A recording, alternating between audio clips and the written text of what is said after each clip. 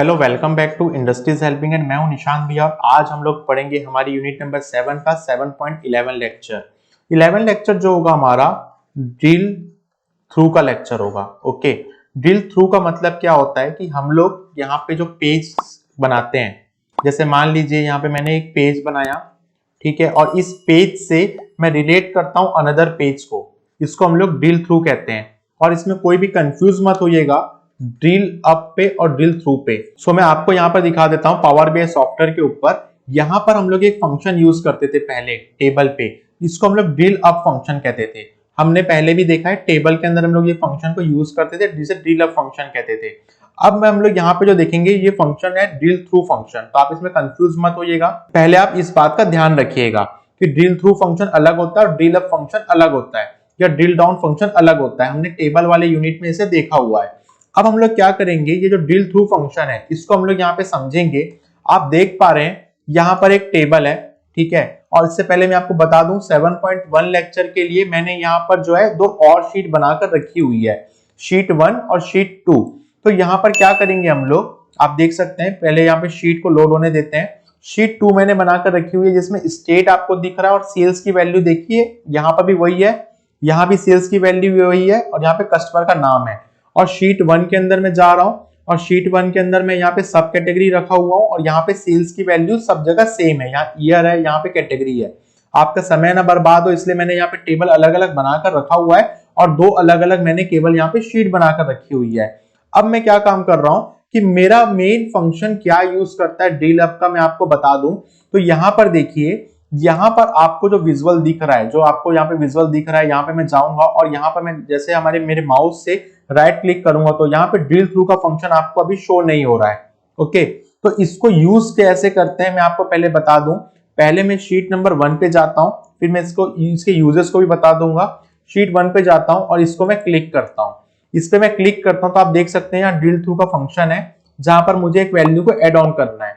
मैं यहाँ पे कैटेगरी की वैल्यू को एड ऑन कर देता हूं, तो आप देख सकते हैं यहाँ पर जो एक फिल्टर की तरह ड्रिल थ्रू का फंक्शन यहाँ पे वर्क कर रहा है। अब इस यहाँ पे एड ऑन जैसे मैं किया तो आप देख पाएंगे ऊपर यहाँ पे एक सिंबल आपको यहाँ पे शो हो रहा है, जिसको मैं कंट्रोल प्लस क्लिक करके प्रीवियस पेज में जा पाऊंगा।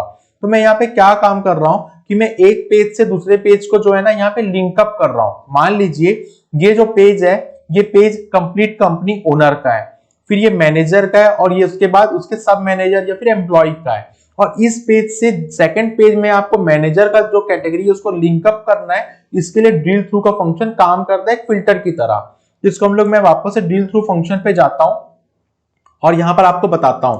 यहां पर मैं क्लिक करता हूं और आप देख सकते हैं यहां पर आपका ड्रिल थ्रू फंक्शन जो है एक्टिवेट हो चुका है और शीट 1 यहां पे शो हो रही है।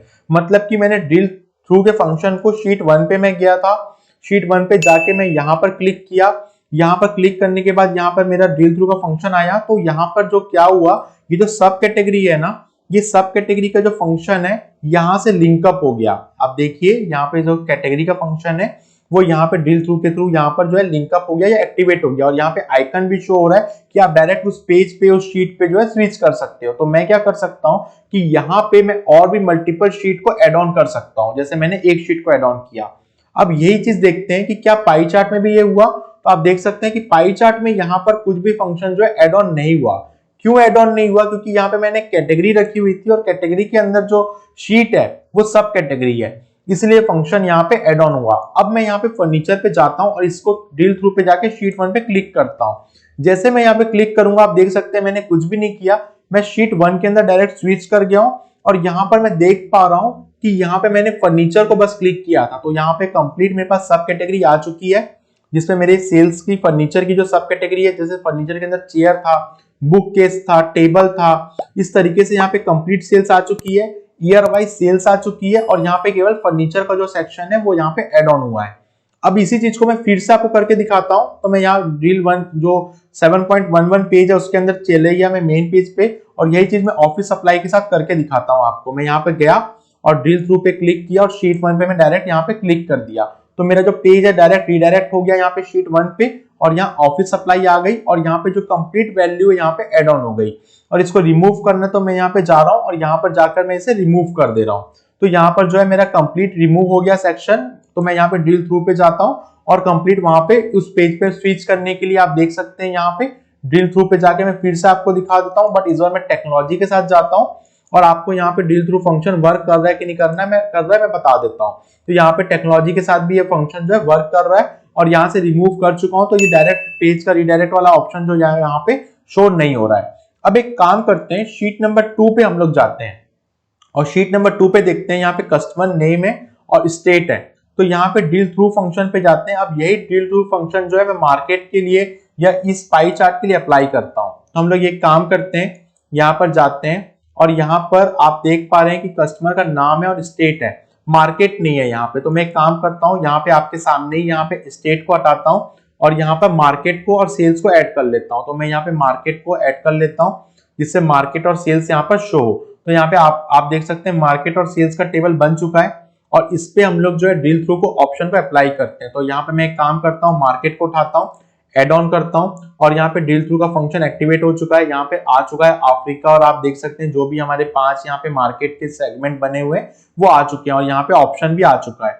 अब वापस हम लोग मेन पेज पे जाते हैं 7.11 पे और यहाँ पर अब यूज करके देखते हैं कि क्या ये वर्क कर रहा है। यस, अब यहाँ पे ड्रिल थ्रू का फंक्शन एक्टिवेट हो चुका है और डायरेक्ट यहाँ पे शीट 2 से लिंक अप हो चुका है।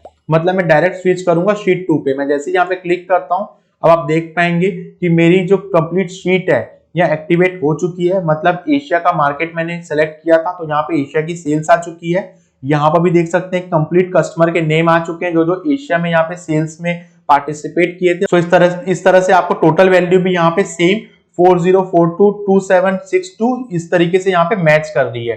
तो इस तरीके से ड्रिल थ्रू का फंक्शन वर्क करता है जिससे कि हम लोग मल्टीपल शीट को यहाँ पर जो है ड्रिल थ्रू के थ्रू स्विच कर सकते हैं। मैं एक बार और शो कर देता हूँ आपको फर्नीचर के अंदर जाके ड्रिल थ्रू का फंक्शन जो मैं शीट 1 के साथ यहाँ पे कनेक्ट किया। तो आप देख सकते हैं शीट 1 यहाँ पे अपडेट हो चुकी है। जैसे ही मैंने वहां पे ड्रिल थ्रू का फंक्शन फर्नीचर के साथ दिया, वही शीट 2 के साथ मुझे सेलेक्ट करना था तो मैंने वहां पे जो है यूज जो किया है एशिया का मार्केट यूज किया है पाई चार्ट के अंदर।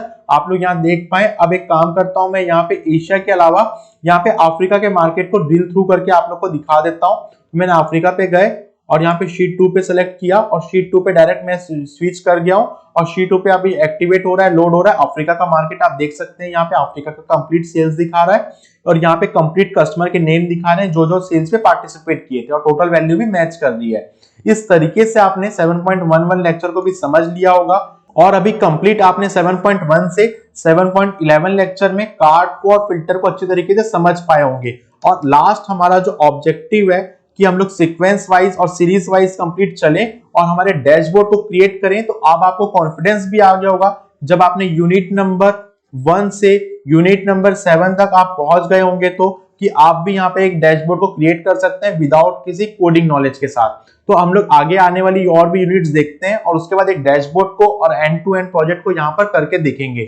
यदि आपको कोई भी डाउट है तो आप हमारे एप्लीकेशन को इंस्टॉल करिए, इस नंबर पर रीच आउट करिए और यदि आपको ये वीडियो पसंद आ रहा है और आप यूट्यूब में देख रहे हैं तो आप हमारे चैनल को सब्सक्राइब कर लीजिए। तब तक के लिए बने रहिए इंडस्ट्रीज हेल्पिंग हैंड के साथ। मेरी कोशिश है कि हिंदी में आपको सारे के सारे लेक्चर डिलीवर करूं आसान भाषा में। फिर भी यदि आपको किसी लेक्चर में समझने में आसानी नहीं हो रही है तो आप कमेंट बॉक्स में मुझसे पूछ सकते हैं और लाइव वर्कशॉप में भी मेरे साथ जुड़ सकते हैं जिसमें हेल्प करेगा हमारा एंड्रॉइड एप्लीकेशन। तो आप इस तरीके से एंड्रॉइड एप्लीकेशन में जाकर हमारे इस पावर बीआई सॉफ्टवेयर पे या डेटा एनालिस्ट के कंप्लीट और भी जो हमारे वर्कशॉप चल रहे होंगे जैसे पाइथन का, एसक्यूएल का, उस पे भी आप जाकर देख सकते हैं। तब तक के लिए बने रहिए इंडस्ट्रीज हेल्पिंग हैंड्स के साथ।